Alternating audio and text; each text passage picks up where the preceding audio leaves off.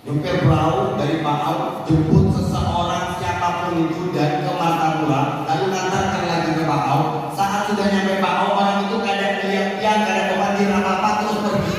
Tersinggung kan? Tersinggung kan? Halo, makan. Senyum terus bahkan dia. Makan kecewa kan? Kecewa pasti kan? Atau pihak semuanya sudah yang jadi pada posisi membakar, kecewa kadang kalau bertemu orang seperti ini. Kecewa, lalu bagaimana Nabi Muhammad kepada kita? Nikmat yang Allah berikan karena sebab sini, lalu kita hidup tanpa peduli sama Rasulullah.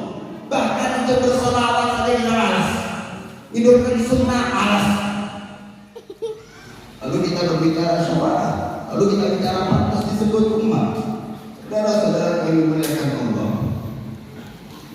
Allah dalam Al-Quran berfirman, di dalam Al-Quran Allah telah sampaikan bahwasanya kita ini adalah umat terbaik, umatnya Nabi Muhammad. Kita diciptakan ini untuk manusia. Yang maksudnya apa? Kita hidup bersosial, harus saling menghargai, saling menghormati, saling mencintai. Kalau mendengki bukan termasuk uhidatina, mendengki tidak termasuk umat terbaik, sombong tidak termasuk umat terbaik, memecah belah tidak termasuk umat terbaik. Allah suruh kita untuk kalau ingatkan tentang uhidatina sebelum ta'mur nabi ma'ruf maka kaulah. Sebelum menyampaikan yang baik dan mencegah yang buruk, Allah sampaikan berhubungan baik kalian bersama manusia. Mereka yang mengikuti Nabi Muhammad, cara makannya Rasulullah diikuti, cara minumnya diikuti, semuanya belajar untuk diikuti, maka hatinya akan bersih. Dan orang yang hatinya bersih tidak akan mendengki. Perbedaan itu manusiawi, tetapi bermusuhan itu yang salah. Makanya laqad kana lakum fi Rasulillahi uswatun hasanah. Jadi yang semuanya ikuti bukan habib, bukan guru, bukan kiai, bukan ustaz, tapi Rasulullah. Maksudnya apa? Ikuti habib yang ikuti Rasulullah, ikuti guru yang mengikuti Rasulullah, ikuti ustaz yang mengikuti Rasulullah, dan bawa yang semuanya semakin dekat kepada Nabi Muhammad. Ini yang akan membuat kita selamat. Makanya ini di sini kan ada saudara-saudara kita yang dari Muhammadiyah. Ya, ada yang mana banyak ya.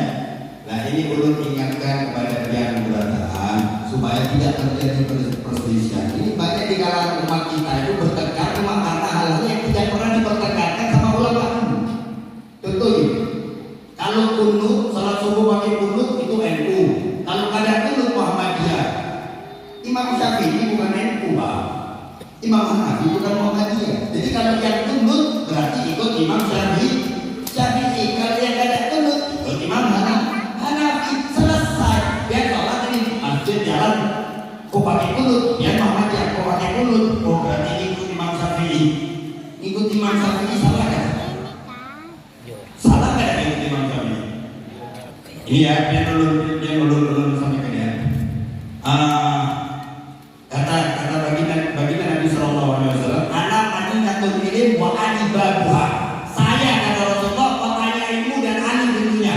Dari Sayyidina Ali turun Sayyidina Hasan al Husain, dari Sayyidina Husain turun Sayyidina Ali, Sayyidina Ali, dari Sayyidina Ali, Sayyidina Ali turun Sayyidina Muhammad al-Baqir, dari Sayyidina Muhammad al-Baqir turun cucunya bernama Imam Ja'far as-Shadiq. Imam Ja'far as-Shadiq punya murid namanya Nu'man bin Sa'id, yaitu Imam Hanafi. Imam Hanafi punya murid namanya Imam Maliki. Imam Maliki punya murid namanya Imam Syafi'i. Imam Syafi'i punya murid namanya Imam Hambali. Ini guru dan murid itu kita ini ikuti bertengkar. Kadang ada orang ini sholat subuh terus sampai sami Allahu liman hamidah, kadang kunut, kadang kunut pulang.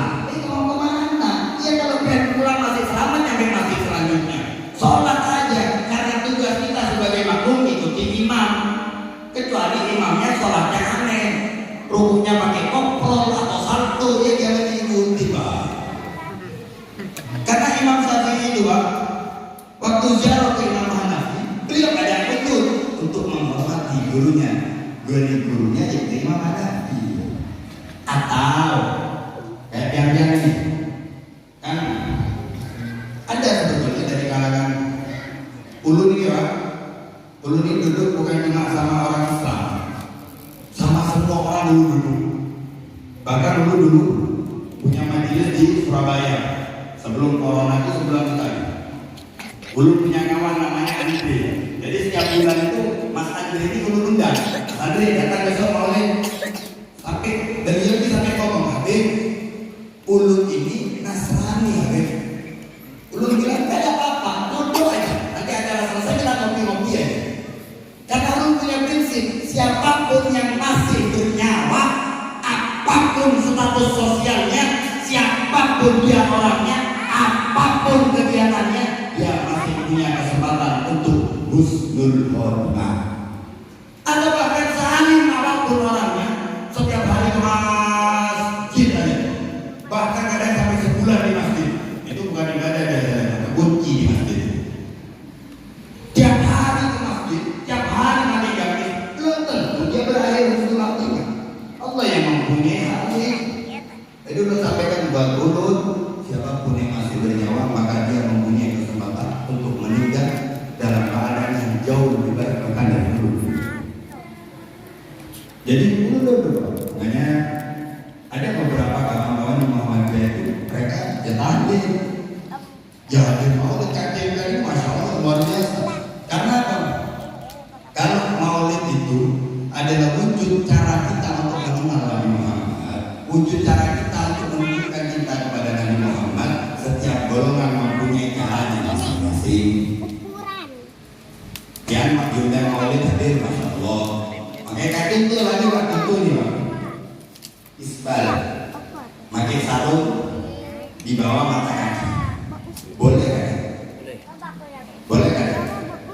Aduh, sama itu boleh kan? Boleh kan? Boleh dengan alasan. Jadi Rasulullah melarang untuk pakai sarung di bawah mata kaki.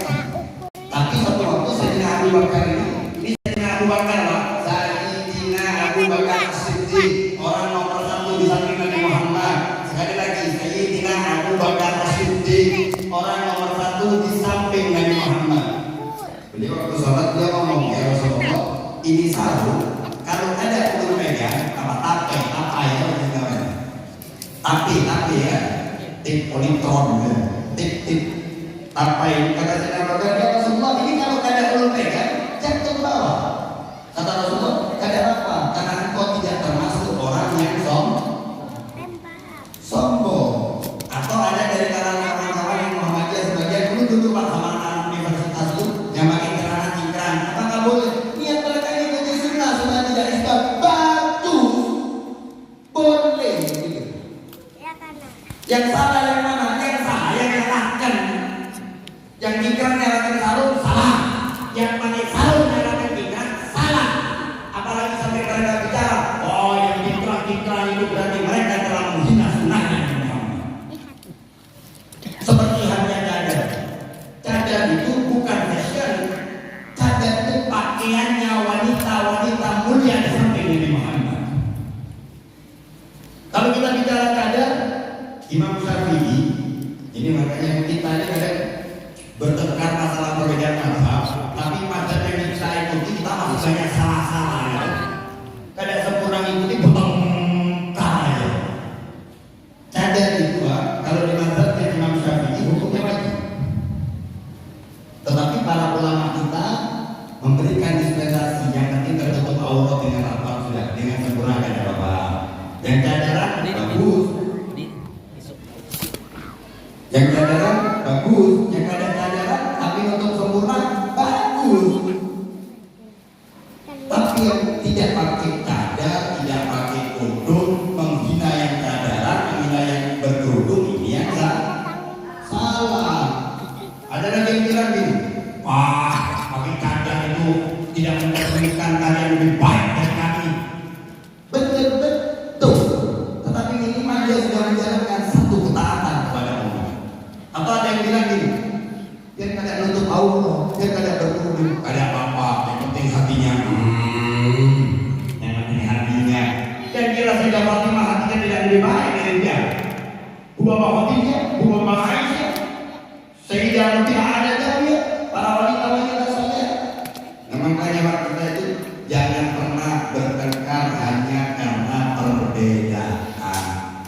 khilaf di antara para ulama, perbedaan di antara para ulama itu rahmat dari Allah.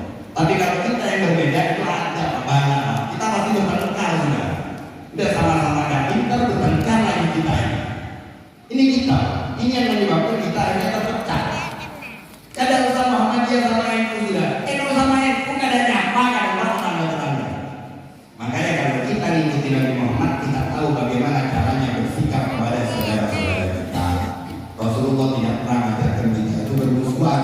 Maka kita kepengen jadi umat, maka jadilah umat yang saling mencintai, saling menyambung silaturahmi.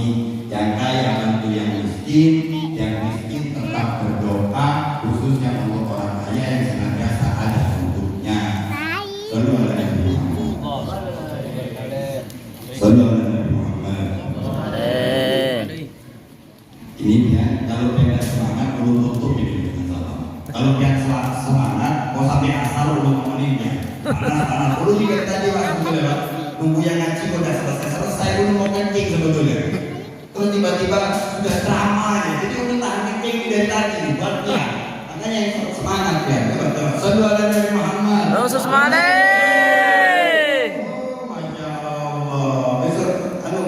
Bagi-bagi sarung satu-satu orang lagi. Ini di guru ya. Sallallahu alaihi Muhammad. Saudara-saudara yang dimuliakan Allah. Jadi peringatan Maulid ini pada hakikatnya adalah peringatan dari Allah. Ingatan dari Allah, alarm dari Allah. Bahwasanya kita ini punya contoh, tauladan yang wajib kita ikuti.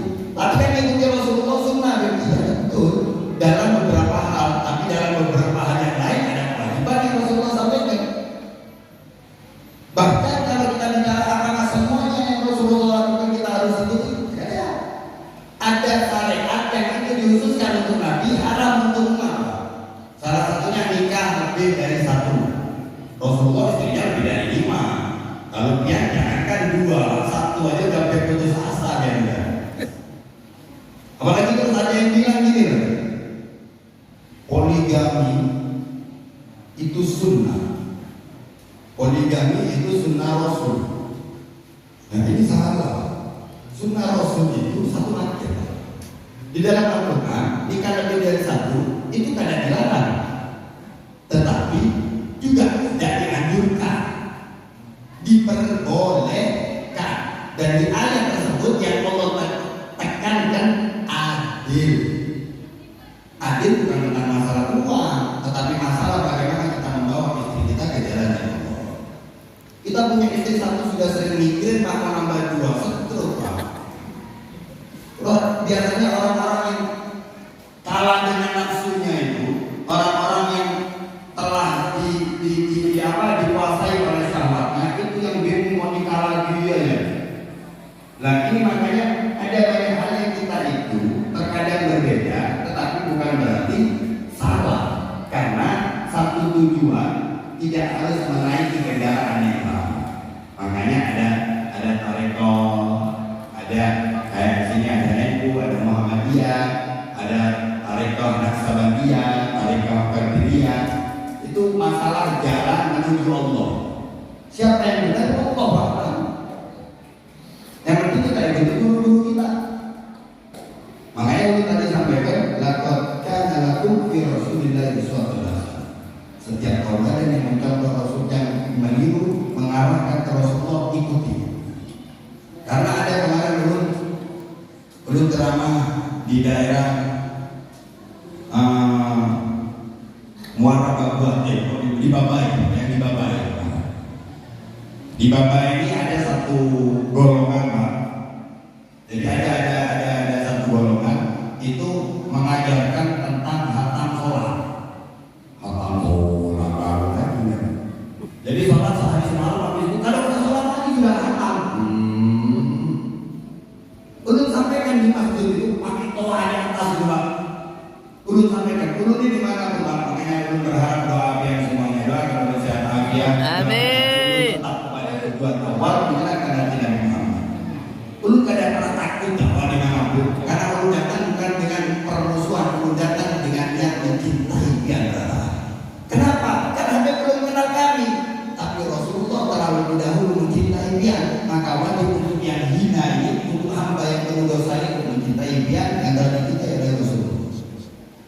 dengar itu ada golongan-golongan yang kata sholat, itu ceramah di masjid itu pakai sound itu, pakai apa speaker atas. Golongannya dekat itu tidak sebelah. Perlu sampaikan, kalau ada golongan yang mengatakan hatam sholat, tanyakan kepada mereka, sudahkah mereka melebihi Nabi Muhammad? Sudahkah mereka lebih mulia dari Nabi Muhammad? Karena Nabi Muhammad tidak pernah mengatakan hatam sholat, bahkan di akhir hayat beliau pun beliau tetap dan menekankan pentingnya sholat. Ada lagi waktu ulun mau berangkat ke Muara Bagua. Ulun berangkat itu dengan ada satu kain. Ulun berhenti di perjalanan di Amuntai. Berhenti di Amuntai ditemani Habib Hadi. Ini dari pagi Pak, belum makan ini masih. Nyampe itu Ba'dal Zuhur menjelang asar.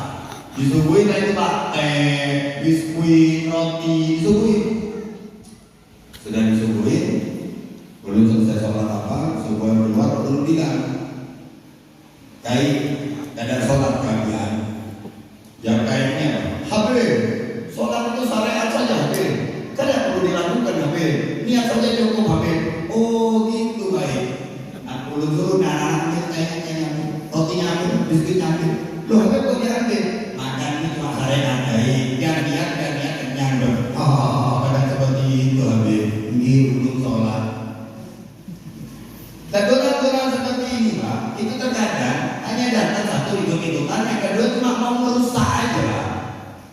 Makanya kalau biar kedatangan orang, ya apalagi di zaman sekarang ini zaman bukan lagi rusak, tapi sudah rusak membingungkan.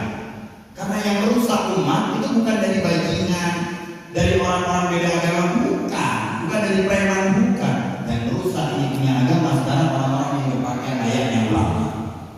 Pakai imamah, pakai jubah, pakai surban, tapi niatnya menghancurkan dari dalam, memecah belah umat. Ini yang banyak terjadi. Belum lagi ada media sosial. Berapa banyak anak-anak muda yang ke pesantren kada, majelis kada, bicara agama. Bahkan guru, habib, ustaz dibantah hanya karena di Google kadang seperti itu. Ini yang banyak terjadi. Baca amalan dari Google dilakukan. Terus kan istri-istri juga harus hati-hati. Ibu-ibu itu harus hati-hati. Ada orang pernah lihat tuh kayak gitu. Jadi ada satu kayak film pendek itu, di situ nyampaikan seperti itu. Suami itu harusnya terbuka secara sempurna kepada istrinya. Jangan ada satupun yang ditutup-tutupi. Karena itulah rumah tangga yang sakinah mawaddah warahmah. Lagi. Ini kan belum kasih ya. Ada satu kitab belum dapat dari belum punya hadis. Itu dari 1000 cabang akal. Dari 1000 ya, dari 1000. Dipahami, ya dengarkan baik-baik. Dari 1000, ya dari 1000. Dari 1000. Assalamualaikum lah. Dari 1000. Sini nih mayoritas apa dulu kerjaannya di sini? Tani, belum panen ya. Panen belum ya? Belum panen. Iya pantas kalau mas, kalau udah panen semangat ya. Dari 1000, dari 1000 itu Pak, 999-nya itu punya Rasulullah SAW. Tinggal satu. Dari satu ini dibagi 10, yang 9 untuk para nabi dan rasul. Sisa satu ini dibagi lagi Pak 10. Yang 9 untuk para sahabat, para wali, para nabi, semuanya orang-orang soleh. Tinggal satu ini dibagi 10 lagi Pak. Ini dari satu bagi tipis sekali. Yang terakhir ini lah, dari 10 ini dibagi lagi lah. Yang 9 untuk kita orang laki, yang 1 untuk perempuan. Makanya perempuan itu apa-apa kadang nggak pikir, belok kanan ngesen kiri. Kan ya? Kadang perempuan itu mau belok ada desain sama sekali. Kadang ketika jalan itu warisan dari keluarganya itu, sayangnya. Atau bapak-bapak kan mayoritas punya istri di sini. Perempuan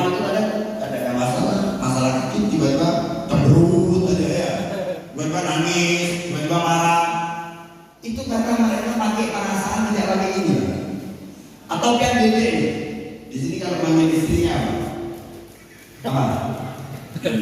Dia mau jawab aja Ben. Jangan apa? Manggil istrinya apa Ben? Mama. Hah? Mamanya anak. Kalau ada anak, mamanya ayah. Mamanya ayah. Mamanya ayah yang tua ya. Apa di sini yang ngomong aja yang ngomong apa? Yang gitu ya. Dia datang majelis Tapi datang majelis dia dapat ilmu nih. Lalu dia ngomong ke istrinya, yang kata guru, kata habib, kata ustaz, itu harus kayak gini. Apa yang jangan sakit hati kan? Itu bukan mereka menolak, lama deh, terimanya lama. Dia tunggu berapa hari berubah mereka.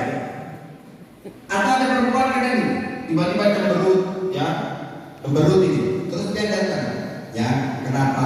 Sudah tahu orang cemberut didatangi ditanya diam. Gitu. Atau yang kedua, istri cemberut dia diam.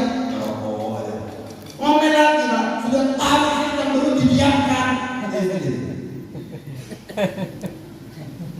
Lalu bagaimana cara kita menghadapi istri yang seperti itu? Ya sudah sholat hajat yang didapat. Dan ini berbuat seperti itu bukan berarti mereka itu tidak baik, bukan. Karena sebelum nyampe ke pikiran mereka, nyampe ke hati mereka dulu. Ada orang laki itu kan yang dipikir di kepalanya banyak hal.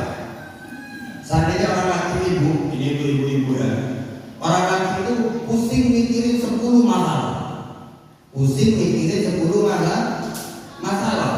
Jangan 10-nya Pak. Jangan satu masalah, setengah saja dari satu masalah disampaikan ke istri, pusing masih istri. Tapi begitu pula sebaliknya, suami disuruh cuci baju, disuruh cuci piring, disuruh bersih-bersih rumah juga ada mampu. Meskipun pekerjaan seberat apapun, sudah yang kerjanya di hutan bawa kayu, suruh seminggu cuci baju, cuci piring, ngepel lantai, nyapu rumah, 3 hari panas dingin gitu. Karena emang pernikahan itu saling melengkapi. Jadi makanya kalau kita berbicara tentang maulid ini, urusannya kepada semua hal yang berhubungan dengan kita, mulai dari hal terkecil sampai yang paling besar.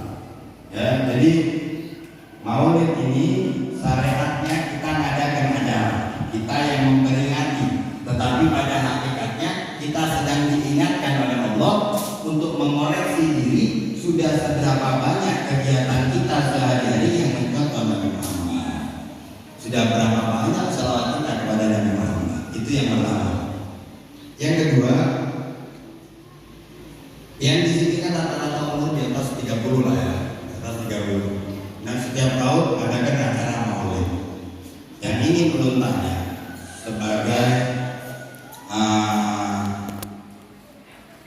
orang-orang yang mengaku cinta kepada Nabi Muhammad. Tahu ada yang kenapa Rasulullah kok dilahirkannya di Rabiul Awal? Tahu kan? Aduh. Tahu kan? Makanya kita itu tahu tidak. Harus tanya, ini tujuannya untuk apa? Ini niatnya untuk apa?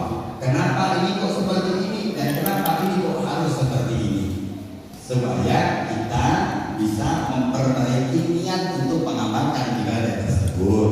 Karena kita di dalam agama ini Pak, Bu, dimudahkan oleh Allah, tapi seringkali kita membuat ribet. Baginda Nabi SAW di dalam hadisnya yang mulia beliau bersabda, innamal a'malu binniyat wa innamal likulli imri'in ma nawa. Segala amalnya, segala ibadah yang kita lakukan diterima atau tidaknya tergantung niat. Apa ganjaran yang bakal didapat pun tergantung niat. Dan niat itu kata Imam Al-Ghazali tidak bisa kita betul dalam niat kecuali kita tahu ilmu dari amalan tersebut. Hingga nanti niatnya diperbagus, amalannya menjadi bagus. Jadi Rabiul Awal ini dulu Rabiul Awal ini dulu adalah bulan yang disebut bulan sial. Rabiul Awal dulu ini disebut bulan sial. Orang-orang dulu tuh kada tahu ngadakan acara kerja kalau bulan Rabiul Awal kada tahu karena disebut bulan sial. Kada ada yang ingat. Tapi saat 1447 tahun yang lalu, tepatnya pada tanggal 12 Rabiul Awal menjelang subuh hari Senin, lahir baginda Nabi Sallallahu Alaihi Wasallam. Mulai itu kita bisa merasakan, kita bisa menyaksikan bahwasanya Rabiul Awal menjadi bulan paling mulia, bulan paling ramai, yang setiap rumah, setiap masjid, setiap mushola, bahkan di lapangan umatnya Nabi Muhammad berselawat kepada Nabi Muhammad. Umatnya Nabi Muhammad mengagungkan bulan Ramadan sampai nanti kiamat. Rabiul Awal menjadi dunia. Kenapa? Karena di dalamnya lahir Nabi Muhammad. Kenapa Rasulullah dilahirkan di Rabiul Awal? Kok bukan di Ramadan, bukan di Rajab, bukan di Muharram, bukan di Dzulhijjah, bukan di Dzulqa'dah? Ini untuk memberitahukan kepada umat bahwasanya kemuliaan Nabi Muhammad itu munfaridah. Kemuliaan yang berdiri sendiri tanpa bergantung kepada bulan, keadaan, tempat, waktu dan apapun. Bahkan dengan adanya Nabi Muhammad segala sesuatu bisa menjadi mulia. Maka saya sampaikan tadi di awal, bersyukurlah yang berantakan masih Allah izinkan hadir dan menjadi saksi bahwasannya Rabiul Awal ini mulia karena Nabi Muhammad. Begitu pula yang masih Allah izinkan hadir di bulan yang mulia ini, insya Allah akan menjadi orang yang Allah muliakan dan angkat derajatnya. Amin ya Rabbal alamin. Hidayah dan taufik itu datang terus, Pak. Cuma terkadang kita yang tidak bisa menerima, terkadang kita yang tidak menyadari. Maka dari itu saatnya duduk di acara pengajian, saatnya duduk di acara majelis-majelis, khususkan hati sampean untuk mendapatkan taufik dan hidayahnya Allah. Duduk dengan khusyuk supaya kita yang banyak salahnya ini bisa pelan-pelan memperbaikinya, pelan-pelan sadar diri. Rabiul Awal menjadi mulia karena sebab Nabi Muhammad. Begitu pula hari Senin, Pak. Kenapa Rasulullah dilahirkan di hari Senin? Karena hari Selasa, Rabu, Kamis, Jumat, Sabtu, Ahad, Pak, itu punya cerita masing-masing atas Nabi dan Rasul terdahulu. Nabi dan Rasul terdahulu itu punya kisah masing-masing di hari Selasa, Rabu, Kamis, Jumat, Sabtu, Ahad. Jadi di hari-hari tersebut itu ada kisah-kisah tersendiri. Itu hari Senin. Makanya kenapa Rasulullah dihadirkan di hari Senin? Untuk menunjukkan bahwasanya hari yang sebelumnya kada ada kisah apapun menjadi hari yang di dalamnya terdapat kisah yang paling mulia. Bahkan di hari tersebut Rasulullah berpuasa untuk bergembira atas kelahiran. Sallallahu alaihi wasallam. Dan ada yang paham, ada yang menyadari bahwasannya ini Rabiul Awal tahun ini. Belum ada tahu ya sebelum-sebelumnya atau tahun-tahun setelahnya. Tetapi di Rabiul tahun ini, Rabiul Awal tahun ini ada sesuatu yang menarik. Ulun ini tipe manusia yang suka bersandar terhadap hal baik yang berhubungan dengan Allah dan Rasul. Jadi ulun seandainya ulun dapat rezeki, ulun dapat satu kebaikan, maka ulun bersyukur kepada Allah karena Rasulullah atau karena guru-guru ulun.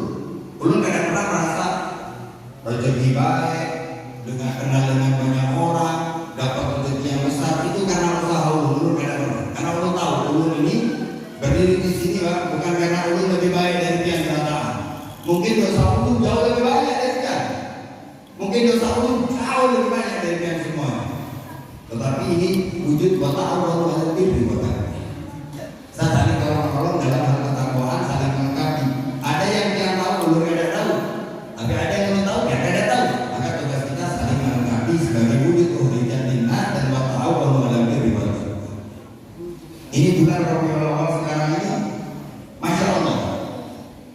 Karena makanya ini, jadi kalau turun tanya kalian, itu bukan untuk merendahkan, tapi untuk memoreksi dan mengingatkan, khususnya untuk ulun pribadi. Jadi ada yang tahu nggak Rabiul Awal tahun ini tanggal satunya hari apa?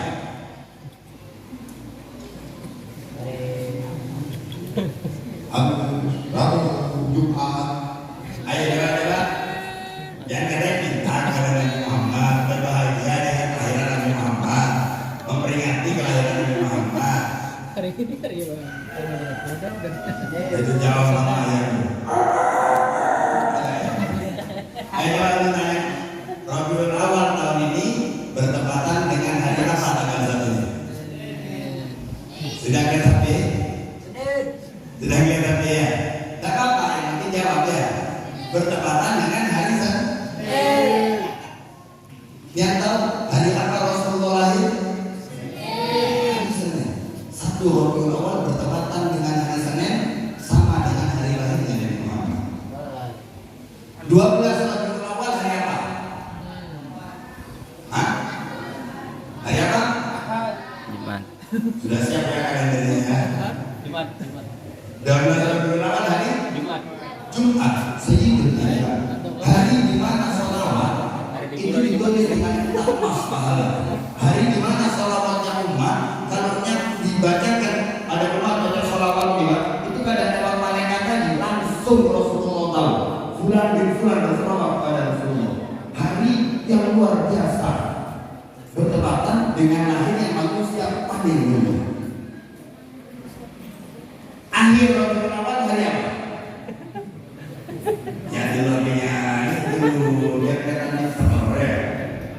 Ayo Rabiul Awal akhirnya hari Senin. Siapa yang jawab? Tahu. Hah? Mana yang jawab? Tahu lu teh. Luar. Di luar. Oh iya, habisnya ada luar. Rabiul Awal akhirnya hari Sabtu.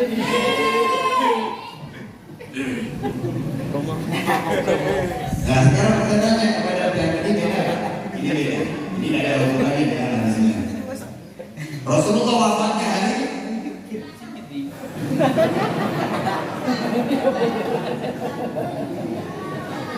ayo coba. Hari Senin.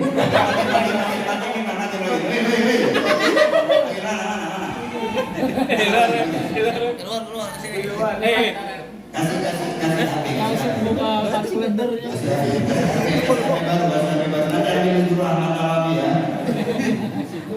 Rasulullah wafat hari Senin.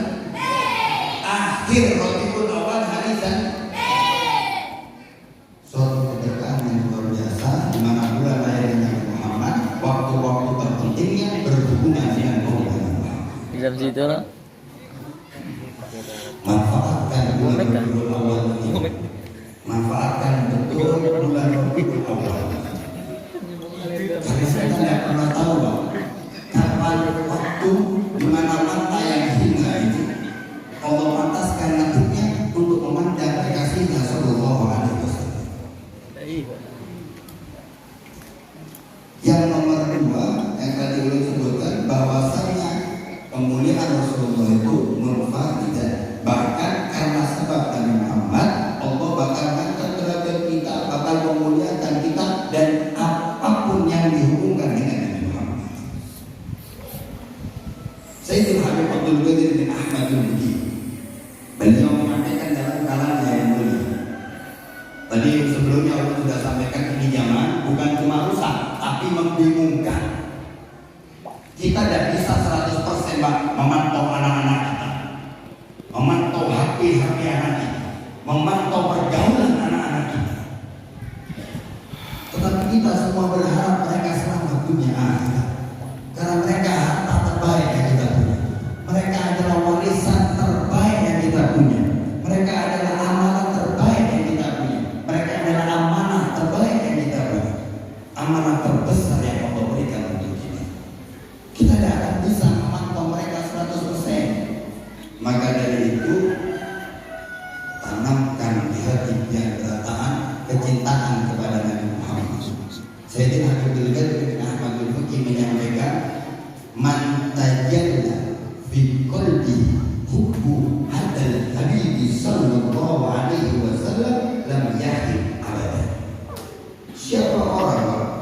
beberapa orang yang di hatinya menunjukkan, menampakkan kecintaan kepada Habibullah Muhammad sallallahu alaihi wasallam, lam yahib abadan. Dia akan pernah rugi selama-lamanya. La fi dini wala fi dunya wala fi ukhra. Tidak dalam urusan agama, dunia bahkan akhirat.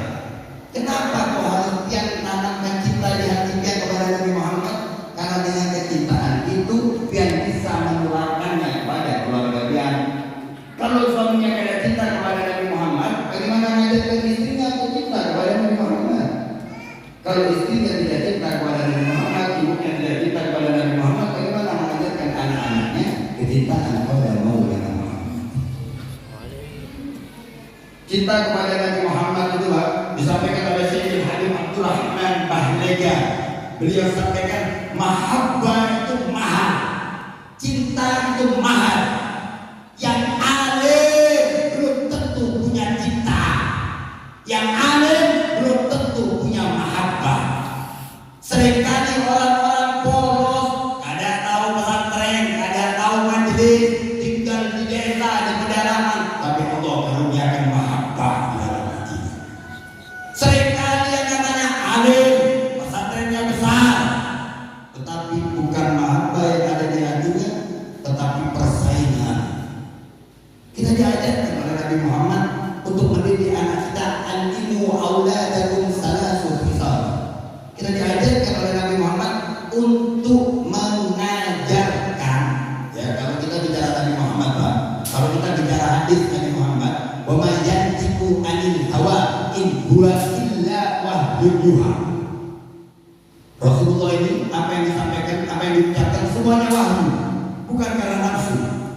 Jadi kalau sudah Allah menyampaikan melalui wahyu kepada Rasulullah, Rasulullah menyampaikan kepada kita, berarti itu adalah perintahnya Allah.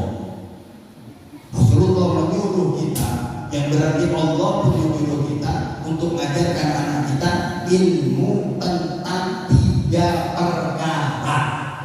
Yang pertama, ajarkan kepada anak kita hukum Nabi itu. Ajarkan kepada anak kita cinta kepada Nabi Muhammad.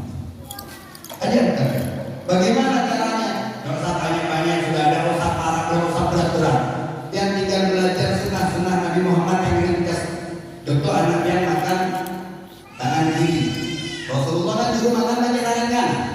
Kalau anak yang makan tangan kiri, tegur baik-baik. Nah, tidak boleh sama Rasulullah makan tangan kiri, harus tangan kanan. Atau dia minum berdiri. Nah, tidak boleh sama Rasulullah minum berdiri.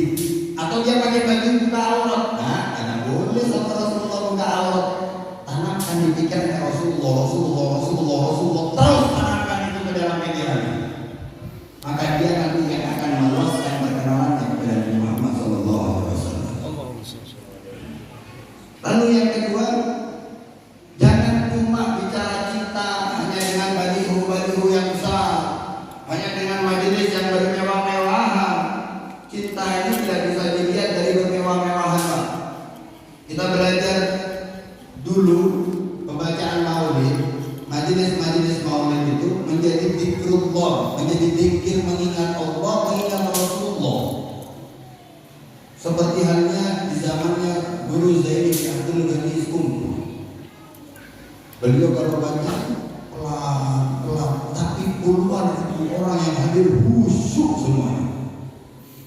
Dan yang sekarang ini baca qasidah memuji Nabi Muhammad, caranya merasa lagi perempuan kumpul joget-joget, Ahmad Habib, Habib, Habib salam.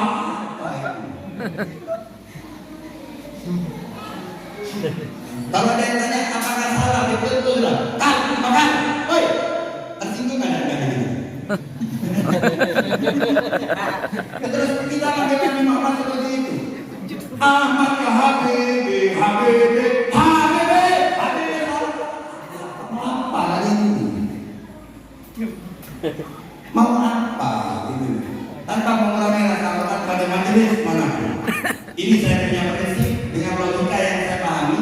Saya tidak akan terima anak saya manggil saya dengan berteriak seperti ini. Apalagi Rasulullah dipanggil umatnya seperti itu. Apalagi Kalimantan enggak, kita bisa belajar bahwasanya terus kumpul mengumpulkan jutaan umat ada perlu pakai teriak-teriak seperti itu. Ya Allah, Nabi berpelan terus kumpul. Tapi puluhan ribu orang, bahkan ratusan ribu hingga jutaan orang khusyuk dan dibawa ke dalam kehikmatan. Karena apa? Seperti halnya disampaikan oleh Sayyidina Habib Umar bin Hafid. Beliau sampaikan, kalau kalian ingin merubah 10 orang, sesungguhnya kalian tidak akan berubah siapa. Maka rubahlah diri kalian terlebih dahulu, maka kalian akan merubah 10 orang plus diri kalian sendiri.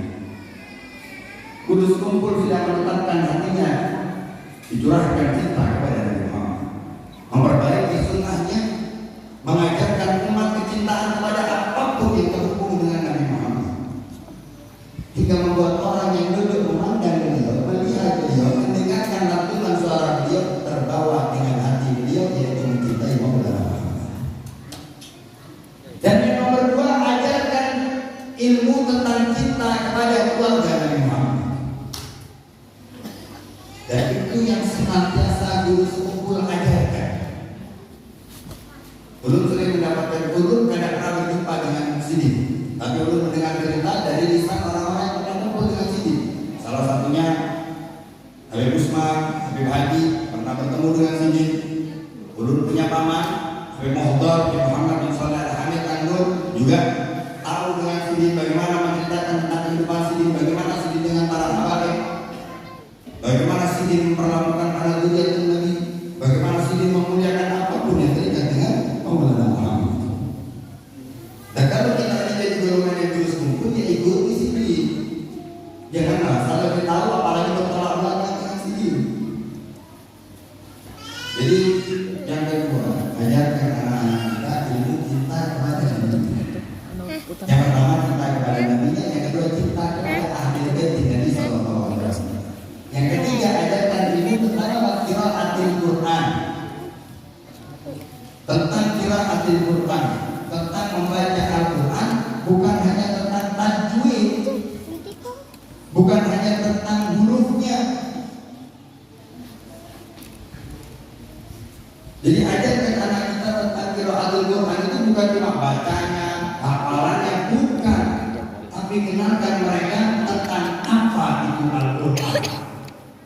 Maimun Zubair radhiyallahu anhu menyampaikan bahwa di zaman sekarang ini banyak orang hafal Quran tapi bacanya kayak baca Quran. Megang Quran ditaruh ke tentang tenteng. Karena mereka tidak pengen di tempat pemulihannya. Kalau bulan Ramadan, kadang-kadang ya kalau di Kalimantan, kalau di Jawa itu ada tadarusan biasanya. Di sini ada juga kan? Setiap Ramadan itu 1 bulan biasanya hatam berapa kali? 2. Berapa kali biasanya? Kalau di Jawa rata-rata 4. Sebulan itu 4 sampai 5 kali hatam. Tetapi itu tiap tahun orang itu tadarusan hatam 4 sampai 5 kali. Tapi masuk Idul Fitri 1 ayat pun tidak dihafalkan. Al-Quran itu bukan bacaan, tapi tuntunan. Bukan hanya sekedar perlu dibaca, tapi perlu diamalkan. Karena itu peta sampai untuk nyampe kepada tujuan menjadi hamba yang diridhoi oleh Allah. Bahkan ada di sini, nah kayak ini ya, kayak di sini nih, ini Al-Quran ini. Jangan taruh Al-Quran sejajar kalau kita berdiri dengan mohon maaf dengan kemampuan kita. Ya, karena kalau sejajar dengan kemampuan kita, satu sudah merendahkan, yang kedua kalau kita rukuk bakal dimahat jalan kita. Kadang Al-Quran juga membekal lagi ya. Membekal itu ada anak kecil berdiri belakang di depannya sambil nunduk ini punggungnya kena pantat. Terima ada membekal. Terima kan ada yang membekal. Belum sorok. Begitu dengan Al-Quran. Karena ini banyak di masjid-masjid banyak sekali. Ditaruh di bawah atau biasanya surat Yasin ini. Yasin itu mau itu dibikin dicetak 1 Yasin aja tetap Al-Quran. Makanya di bawah. Dan begitu pula juga kalau anak-anak yang hadro, kalau ada anak-anak hadro, kitab-kitab maulid atau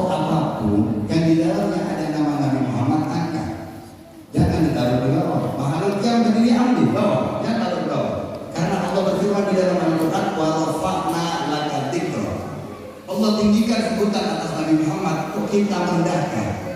Atau undangan juga, yang bikin undangan? Undangan acara Maulid Nabi Muhammad SAW tetap jangan bawah. Ini lebih mulia, nama ini lebih mulia dari kita. Ya, jadi ada banyak hal sebetulnya. Ada banyak hal yang seandainya disampaikan semuanya juga kada habis waktunya, kada bisa. Mau 1 bulan, 1 tahun kada bisa. Karena Imam Bushiri yang menyusun Maulid Buddha, beliau sampaikan semakin saya mendalami tentang Nabi Muhammad, semakin saya tidak kenal. Dengan begitu besarnya kemuliaan yang Allah berikan. Bahkan waktu Sayyidina Umar bin Khattab, sahabat nomor 2 di samping Nabi Muhammad, bersama Sayyidina Ali bin Abi Thalib radhiyallahu anhu, sepupu, menantu dan juga pintunya ibu, menemui Sayyidina Uwais al-Qarni. Apa kata Sayyidina Uwais al-Qarni? Wahai Amirul Mukminin, wahai Sayyidina Umar, wahai Sayyidina Ali menantu Rasulullah, ketahuilah kalian berdua cuma kenal Rasulullah sebatas bayangan. Yang menunjukkan Sayyidina Uwais berbeda kenal lagi gitu. Kedudukan Nabi Shallallahu Alaihi Wasallam sangatlah mulia dan tinggi. Hingga Rasulullah ada butuh dengan amalan kita, tapi kita yang butuh mengamalkan apa yang beliau perintahkan supaya kita mendapatkan perhatian beliau Shallallahu Alaihi Wasallam. Saudara-saudara yang dimuliakan Allah, mungkin dari 1 jam lebih belum berpanggilan, yang mungkin lupa banyak hal yang belum disampaikan. Tetapi sekali lagi belum sampaikan, hadirnya yang dikurang yang mulia, hadirnya yang duduk di majelis yang mulia ini adalah rahmat dari Allah, adalah nikmat dari Allah. Lagi syakartum la azidannakum. Siapa yang bersyukur bahkan Allah tambah nikmatnya. Maka dari itu syukuri nikmat hadir di tempat ini minimal dengan mengamalkan 1 saja. Bawa pulang amalan dari sini untuk diamalkan di rumah sebagai wujud syukur yang didudukkan di tempat yang baik di sana. Jadi sebelum ulun akhiri, ulun cuma titip 1 saja. Tidak usah banyak-banyak, 1 saja. Apalagi yang sering kerja di lahan, ya, sering kerja di luar, jangan pernah masuk rumah dari luar mau masuk rumah kecuali baca qul huwallahu ahad sekali, lalu masuk rumahnya pakai kaki kanan, lalu baca ayat kursi. Ya, baca ayat kursi. Kalau di rumah itu ada orang, Pak, yang bukan itu ada orang, ucapkan assalamualaikum warahmatullahi wabarakatuh. Kalau ada orang, maka dirubah menjadi assalamualaikum wa ala ibadillahi sholihin. Untuk apa? Kiai Maimun Zubair menyampaikan siapa yang mengamalkan itu baca al-ikhlas, ayat kursi ataupun salam, maka Allah akan meluaskan rezekinya sampai kepada tetangga-tetangganya, agar Allah berikan keluasan rezeki yang baru. Jadi masuk rumah itu kaki kanan, karena kalau dia masuk kaki kiri, hal-hal tidak baik dari luar itu masuk. Ya, mudah-mudahan manfaat, kurang lebihnya ulun minta maaf. Ya, dulu dari tadi sudah agak keras perut ini mau kencing. Kalau kayak dulu ulun kencing dulu terama lagi. Dan kan tuh kan?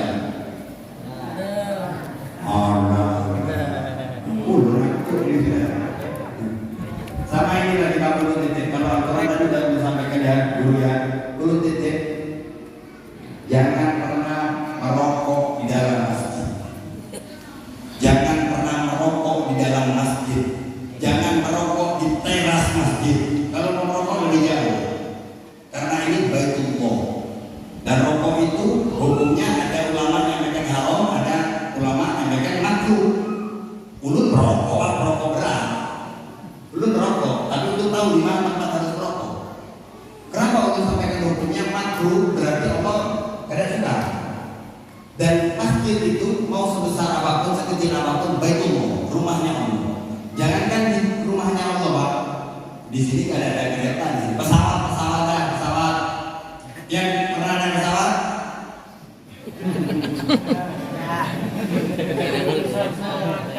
Kerbau aja. Naik kerbau. Boleh. Indomaret ada kan? Pokoknya jangan rokok di masjid ada ya. Jangan rokok di masjid ya. Jalannya mau kasih contoh kereta Pak. Di sini kan ada rel Pak. Di kereta itu Pak kita beli tiket sendiri, menunjukkan KTP. Tapi kalau berokok di kereta diturunkan. Ini kereta yang manusia apalagi pasti. Itu yang pertama ya. Yang kedua, pertama bacaan Quran, taruh di tempat yang tinggi. Yang kedua jangan merokok. Yang ketiga Pak, ada satu ulama namanya Syekh Yazid Al-Bustami. Ulama besar. Satu waktu sini ke masjid, sholat, assalamualaikum warahmatullahi wabarakatuh, berdiri pergi nggak keluar. Dan orang-orang yang lihat ini ulama di masjid bentar. Ulama itu kadang-kadang di masjid hanya ditanya, wahai Syekh, wahai guru, kenapa kau buru-buru keluar dari masjid? Dengarkan baik-baik, pahami baik-baik. Jawaban Syekh Yazid Al-Bustami. Kata Syekh Yazid Al-Bustami, aku cepat-cepat keluar dari masjid karena aku takut hatiku bergetar tentang dunia di dalam rumah aku. Tapi bukan berarti beliau saya ke masjid buru-buru Pak, bukan. Nanti dia dengan ini salah paham. Kalau imamnya, makmumnya buru-buru, bukan seperti itu. Jangan berbicara urusan dunia di dalam masjid. Apalagi masjid zaman sekarang nih Pak, dibuat merokok, dibuat bergibah, dibuat fitnah, dibuat Kalau zaman dulu ada bencana banjir, orang-orang menyelamatkan banjir di masjid.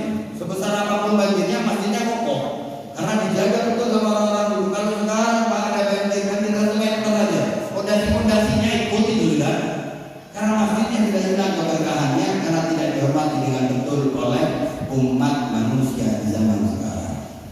Ramaikan ini masjid, hidupkan ini masjid, ramaikan jamaah di masjid. Ya, untuk takmir jangan berselisih, jangan bertengkar. Untuk yang jadi imam sholat, yang itu memimpin, maka lihatlah ke belakang saat menjadi imam. Jangan nanti yang sholat subuh belakang ada yang kolesterol, asam urat, anak tua yang baca al-baqarah, yang belum salam setruk makmumnya. Ya, jangan dibuat umat ini merasa berat dengan agama. Ya, jadi mudah-mudahan ini desa paham. Apa paham? Kalau di Jawa ada pae, kalau paham apa paham? Apa paham? Apa paham? Pemakan apa ini? Jangan kata Rasulullah. Kampung sendiri kadang tahu namanya. Pembakar tahu. Ulu tahu, Pak O itu orang-orang dulu nyebutnya seperti panggilan jarak jauh kalau di jalan hutan ya. Betul ya? Tahu nih, ada guru tadi. Kalau ditanya ada guru sendiri lah aku ya. Ya, jadi mudah-mudahan nampak ya. Boleh minta maaf kalau ada kata-kata atau kalimat yang salah. Minta maaf kalau ada tutur kata atau penyampaian yang kurang berkenan. Demi Allah, dulu datang ke sini berharap bisa membawa yang lebih dekat kepada Nabi Muhammad. Ulu tidak kepengen dan tidak memaksakan. Yang itu cocok sama ulu, kadang ulu suka sama ulu, kadang ulu kadang butuh hidupnya manusia. Tapi paling tidak mulai berdiri dari tempat ini, sadarkanlah diri pian semuanya, bahwasanya pian butuh Nabi Muhammad.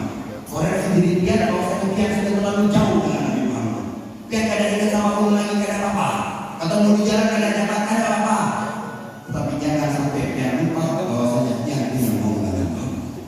Manfaatkan, muliakan Rabiul Awal ini dan berharap tidak terlepas di Rabiul Awal kecuali Allah pantaskan mata yang hina ini memandang wajah Nabi Muhammad sallallahu alaihi wasallam. Amin ya rabbal alamin.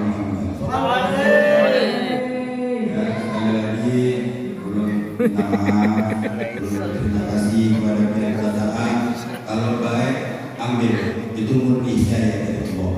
Kalau ada yang jelek, sekadar kami sampaikan, ulun berdiri di sini bukan berarti lebih baik dari yang semua. Ini adalah wujud wa ta'awun 'alal birri wat taqwa. Terima kasih untuk semuanya. Mohon maaf yang sebesar-besarnya. Mudah-mudahan manfaat, mudah-mudahan barokah. Wallahu wa rasuluhu a'lam. Wassalamualaikum warahmatullahi wabarakatuh. Waalaikumsalam. Sallu ala nabi.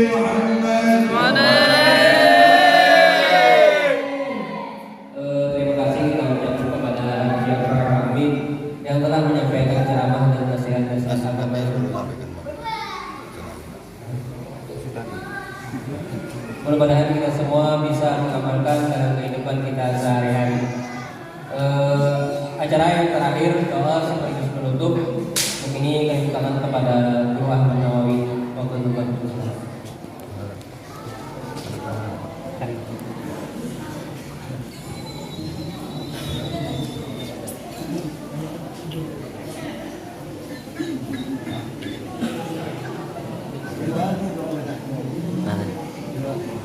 Ano aja.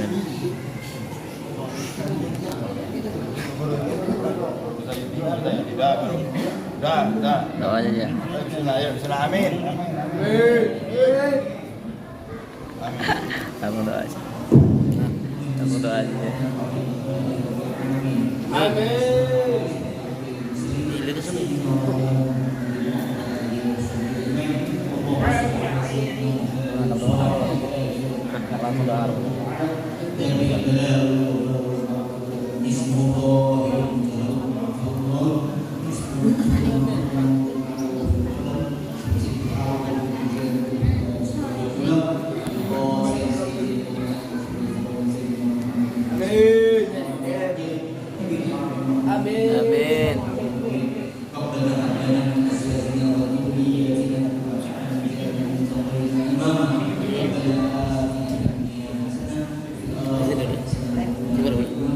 Dengar dah.